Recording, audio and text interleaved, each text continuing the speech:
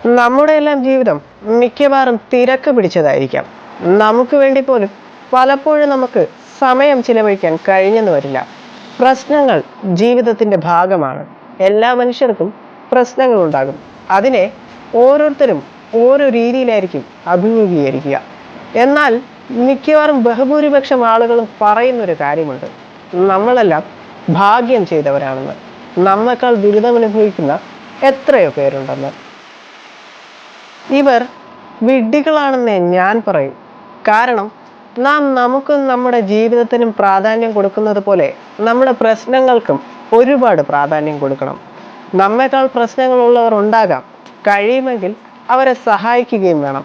പക്ഷേ നമ്മുടെ പ്രശ്നം പരിഹരിക്കാൻ ഒരാൾ വരുമെന്ന് ഒരിക്കലും കരുതരുത്. നമ്മുടെ പ്രശ്നങ്ങൾ നാം തന്നെയാണ് പരിഹരിക്കേണ്ടത്. അവയെ ഗൗരവത്തോടെ കാണുകയും വേണം.